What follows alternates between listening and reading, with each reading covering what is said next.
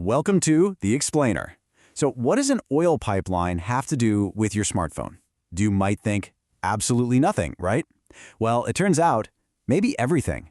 Today we're going to pull back the curtain on the hidden costs and benefits of our economy, those invisible side effects that are secretly shaping our entire world.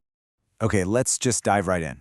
We have all seen stories like this about huge projects like the Keystone XL pipeline. On one side, you have people talking about economic growth, energy independence, and most importantly, jobs. But on the other side, you have people pointing to some really serious risks, potential oil spills, damage to the environment, and threats to clean water. You see the problem, right? The benefits for one group look like a direct cost to another. How in the world do you balance those two things? And that's a great question. What could a protest against an oil pipeline possibly have in common with the smartphone that you're probably holding in your hand right now? I mean, they seem like they're from completely different universes. But the answer is a single, really powerful economic idea that explains both of them. And you'll see it shapes our world in ways we almost never notice. So the idea that connects all of this is something called an externality. Now don't let the jargony name fool you. The easiest way to think about it is just as a spillover. You know, when a company sells something to a customer, that's a nice simple deal between two people. But an externality is the effect of that deal on someone who wasn't part of it at all, a third party who just gets hit with the consequences, good or bad. And these spillovers, they basically come in two flavors. You've got your negative externalities, which is when you're forced to pay a cost you didn't agree to. Think about it. Your neighbor decides to start a terrible garage band, and they practice at midnight. You didn't buy a ticket to that show, but believe me, you are paying a price. Then you have the flip side, a positive externality. That's when you get a benefit for free. So imagine your neighbor is a world-class musician, and you get a beautiful free concert every single evening. Same idea, totally different outcome. All right, let's look at our first case study. We're going to see how those negative spillovers, those negative externalities, create a problem of too much, way too much of a bad thing. And the classic example, of course, is pollution. And listen, this isn't some kind of exaggeration from a history book. Before we had major environmental laws, pollution was this massive cost that society, not the companies, was forced to swallow. I mean, in some cities, the air pollution was so toxic it could literally melt the nylon stockings right off of women's legs. These were huge negative externalities that the free market was just completely ignoring. Now, this graph looks a little complicated, but stick with me, because it shows exactly why this happens. Let's break it down. See this bottom supply curve here, the one labeled S private? That's just the company's private costs to make something, say a refrigerator. But you'll notice it completely ignores the external cost, the pollution. Now, if the company actually had to pay for the environmental damage it was causing, its cost would be way higher. That would shift the supply curve all the way up here to S social. And that higher curve, that represents the true cost to all of us, to society. And this gap between the private cost and the social cost, well, it leads to what economists call a market failure. It's just a fancy way of saying the market got the wrong answer. Because the price tag on that refrigerator doesn't include the cost of the pollution, we end up making too many refrigerators and we sell them at too low a price. The result? Way more pollution than is actually good for society. The market has failed to account for the full cost of what it's doing. So, how do you fix a market failure like this one? Well, governments generally have two toolkits they can use. The first is what we call command and control. It's very direct, very top-down. It's the government saying, you must install this specific filter, or you cannot emit more than this exact amount. The second approach is using market-oriented tools. And instead of commands, this approach uses incentives to make it profitable for companies to clean up their own act. And you know, these market-based tools are actually pretty clever. For instance, a pollution tax makes every ton of pollution expensive, so companies have a direct financial reason to cut back. A cap-and-trade system is even more interesting. The government sets a total limit, a cap, on all pollution, and then it lets companies buy and sell permits to pollute. What happens? Well, the companies that can cut pollution the cheapest do it, and then they sell their extra permits to the companies where it's more expensive. These tools don't tell anyone how to clean up, they just make it profitable to figure it out.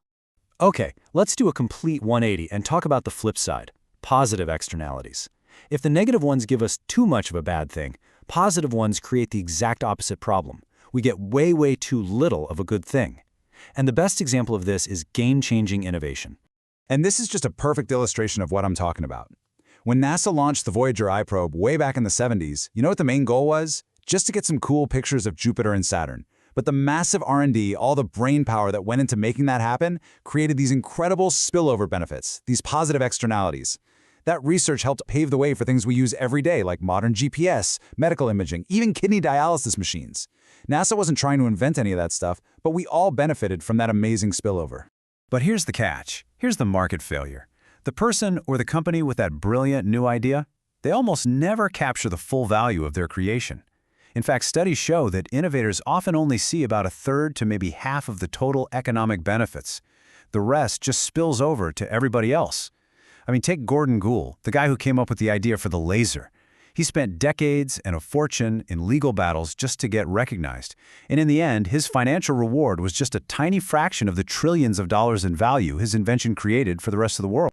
And this graph explains the problem perfectly. Let's walk through it. This lower curve here, D private, that shows how much a company is willing to invest in R&D based only on the profits it thinks it can make. But this higher curve, D social, that shows how much society would want that company to invest if we could somehow count all those amazing spillover benefits. As you can see, there's a huge gap between what's profitable for one company and what's actually best for all of us. So let's put some real numbers on this, just using our graph. Let's say the cost of borrowing money for R&D is about 8%. Well, a private company, only looking at its own bottom line, is going to invest about $30 million. But from society's point of view, when you factor in all those positive spillovers, the ideal investment would actually be $52 million. That's a $22 million gap. That's a huge shortfall in innovation that the market, left to itself, just won't fund. So how do we close that investment gap? Well, again, governments can step in with a couple of really important tools. First, you have intellectual property. Things like patents and copyrights. What these do is give an inventor a temporary monopoly on their idea, which lets them capture more of its value and actually profit from it. The second tool is direct government funding for R&D. Think about research at universities or projects at national labs, especially for that big, risky, basic research that private companies just won't touch. Okay, so we've got tools to nudge the market when it creates too much pollution, and we've got tools to encourage it when it produces too little innovation. And all of that brings us to the final, and maybe the most important question.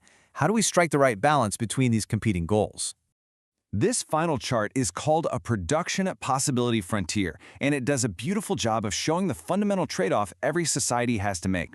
Up here on the vertical axis, you've got economic output, more stuff, more services. And over here on the horizontal axis, you've got environmental protection. This curve shows all the possible combinations we can choose. For example, we could decide to be at point P, that's very high economic output, but pretty terrible environmental protection. Or we could choose point T, a pristine environment, but a lot less economic activity. Any point on this curve is a choice we have to make. So here's the big takeaway. Economics doesn't give us the single right answer. The goal, first and foremost, is to be efficient, to operate somewhere on that curve, not inside of it where we're just being wasteful. And those market-oriented tools we talked about, they help us get onto that curve at the lowest possible cost. But where we choose to be on that curve, whether we lean more towards economic output or more towards environmental protection, that's not an economic question. That is a choice that reflects our values as a society. So once you understand this idea of externalities, it's like you have a powerful new lens to see the world. It shows you the hidden costs and benefits that are all around us every single day. It proves that the market, for all its power, doesn't always get it right on its own.